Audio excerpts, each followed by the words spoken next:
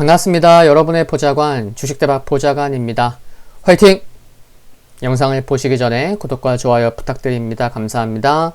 투자는 개인의 판단에 따르지만 이번 영상이 큰 도움이 되시기를 바랍니다. 이번 영상은 9월 22일 화요일 10분 아침 시황입니다. 전일 국내 증시를 보면 코스피가 약 1% 하락했고 코스닥 약 2.5% 하락했습니다.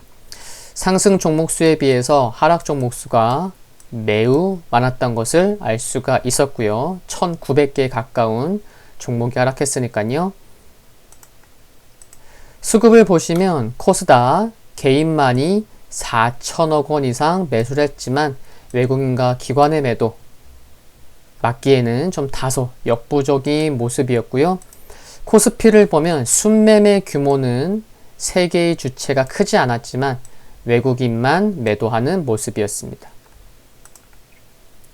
구체적인 내용 좀 살펴보겠습니다. 시장 전반적으로 지수 상승에 대한 모멘텀이 부재한 가운데 미국 의회의 추가 부양책 논의가 지연되는 데에 대한 우려감, 여전한 미중 갈등 이슈, 코로나19 재확산에 따른 유럽 지역의 이동 제한 조치 시행 결정 등은 투자 심리 약화 요인이었고요. 외국인은 양시장에서 하루 만에 순매도를 기록했고 하락폭이 컸던 코스닥에서 개인이 4천억 원 이상 순매수했지만 여러 불확실성 요소들에 참여자들의 차익 실현 욕구를 감당하기에는 역부족이었습니다.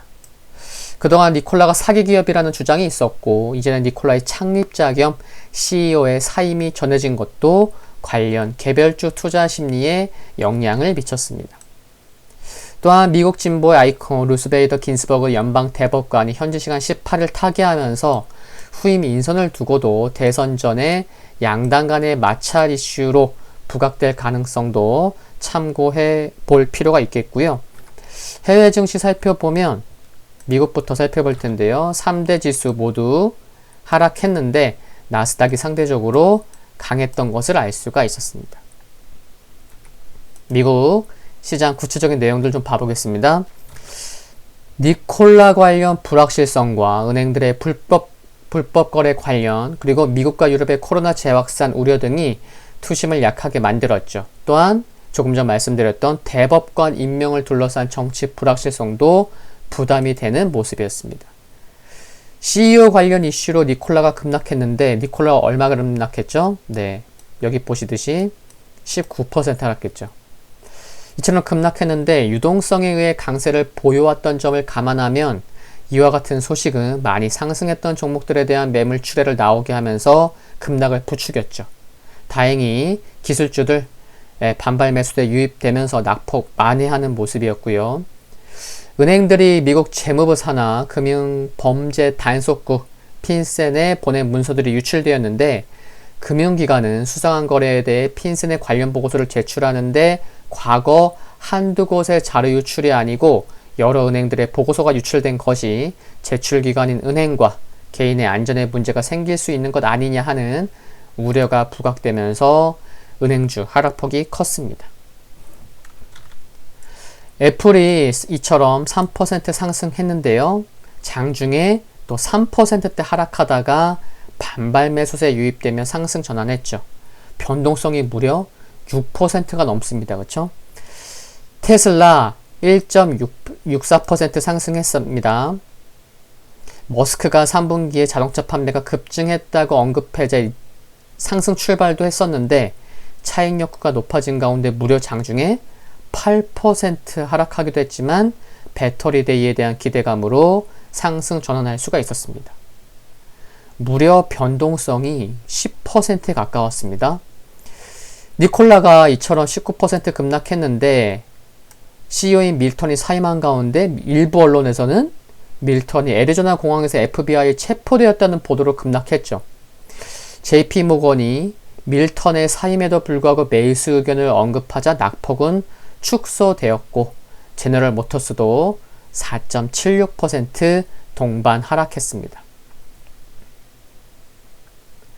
그리고 마이크로소프트가 1% 상승했고요. 아마존 강보합, AMD가 4% 상승했고요.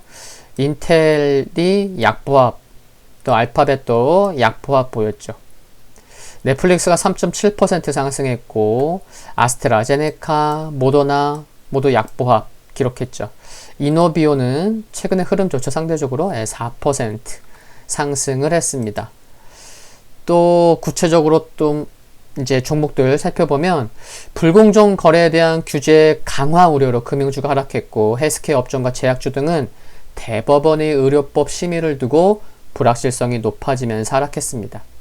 코로나 재확산으로 캐터필라가 4.63% 하락하는 등 산업재 하락했고, 또 부킹닷컴이 4.6% 하락했고요. 라스베가스 샌즈가 5.2% 하락했고, 델타항공 무려 9.22% 하락하는 등 여행주가 전반적으로 약세를 보였습니다. 반면 넷플릭스가 3.7% 상승하기도 했는데, 언택트 관련주인 줌비디오가 6.78% 상승했고, 엔비디아가 2.69% 상승했습니다. 또한 틱톡 인수 기대감으로 오라클이 1.79% 상승했고, 월마트가 1.3% 상승을 보였습니다. 유럽 증시가 하락폭이 상대적으로 꽤 컸습니다. 독일이 4.3% 하락했고요. 프랑스, 영국, 이탈리아 모두 3%대 하락을 보였는데, 역시나 코로나19 재확산 우려가 컸죠. 그리고 은행주 불안도 영향이 크게 만들었는데, 이미 스페인이 수도 마드리드에서 이동 제한령을 내렸고, 영국도 2주가량 술집과 식당 등의 영업을 제한하는 등의 미니 봉쇄 조치를 취할 수 있다는 예상이 나왔죠. 또한 최근의 추세대로라면 영국에서 10월 코로나19 확진자가 하루 5만 명이나 나올 수 있다는 분석이 나오면서 투심이 크게 위축되었습니다. 도이체방크가 8.76% 하락했는데요. FTSE의 은행지수가 5.3% 급락했죠. 국제탐사보도 언론인협회는 미국 금융범죄 단속 네트워크 핀센의 의심 거래보고 자료를 분석한 결과 HSBC와 스탠다드 차타드 등을 포함해 글로벌 대형은행이 대규모 불법 의심 거래를 장기간 한 것으로 나타났다고 밝혔죠. 투심이 크게 약화됐었습니다. 중국 상해지수 0.63% 하락했는데요. 미중 갈등이 지속되면서 하락했죠. 중국 상무부가 19일 오전 미국을 겨냥해 신뢰할 수 없는 기업 명단에 대한 규정을 발표하고, 자국의 이익을 해치는 외국 기업의 대중국 무역 투자 활동을 제한 또는 금지시키기로 했는데, 다만 아직 명단을 내놓지 않았지만 중국 관영 글로벌 타임스는 애플, 시스코, 퀄컴, 보잉 등 미국 기업이 주요 대상이 될 것으로 예상을 했습니다. 또 미국 상무부는 현지 시간 21일 중국이 위안화를 고의로 평가절하해 이것이 수출업체에 보조금을 주는 행위에 해당하는지에 대한 예비 판결을 내릴 예정이라고 밝혔죠. 틱톡과 위챗과 관련해서도 긴장감은 지속됐고요. 또한 중국 당국이 사실상 기준금리 역할을 하는 대출우대 금리를 5달 연속 동결하면서 긴축 전환 움직임을 시사한 것 또한 투자 심리를 억제하는 요인으로 작용했습니다. 유가가 유럽 재봉쇄 우려, 리비아 생산재개 부담으로 4.4% 크게 하락했고요. 금 가격, 달러 강세 및 부양책 우려에 2.6% 하락했습니다. 오늘 많은 또 발표가 예정되어 있습니다. 로버트 카플란 댈러스 연방준비은행 총재와 전 댈러스 여는 총재 대담이 있고요. 여는 총재 연설이 상당히 많습니다. 뉴욕 여는 총재, 시카고 여는 총재 연설이 있고요. 소매 판매지수 발표되고 8월 기존 주택 판매지수, 또 여는 제조업지수 발표될 예정에 있습니다. 또 제롬 파월 연방준비제도 의장 하원 증언이 예정되어 있습니다. 일본은 추분의 날로 금융시장 휴장이죠. 오늘 추분이고요. 금일 국내 증시 포인트 살펴보겠습니다. 국내 증시의 경우 니콜라 사태 영향이 전일 선반영된 부분이 있어서 미국 증시의 영향을 크게 받지는 않을 것으로 보입니다. 그리고 애플, 테슬라 등 대표적인 기업들이 마치 개별주처럼 변동성이 크게 확대된 모습이긴 하지만 반발 매수세가 유입된 점은 다행으로 생각을 합니다. 미국 지수 살펴보겠습니다. 다우선업지수 1.8% 하락했죠. 아래 골이 길게 달렸지만 종가상 60일선이 이탈된 모습 좀 아쉽습니다. 하루빨리 좀 60일선을 강하게 안착시켜주는 모습이 나올 필요가 있겠고요. S&P 500 지수 다우보다는 좀 나은 모습인데 다우처럼 아랫꼬리 달리는 반발 매수대 유입되었지만 여전히 지수는 60일선 아래에 있다는 점이 좀 부담되는 거죠. 개파락도 그렇고. 나스닥 상대적으로 3대 지수 중에 가장 견조했어요. 아랫꼬리도 달렸고 캔들상 양봉, 또 종가 고가로 마감한 모습 긍정적인데 어서 빨리 60일선 위로 지수가 올라와야 좋습니다. 그렇죠? 필라델피아 반도체 지수 종가 고가로 마감하면서 60일선 위에서 마감한 모습은 상대적으로 괜찮은 모습입니다. 지금 살펴본 지수들이 하루빨리 좀 강한 반등이 나와서 이제 좀 60일선도 올라오고 이제 좀 하루 이틀 전이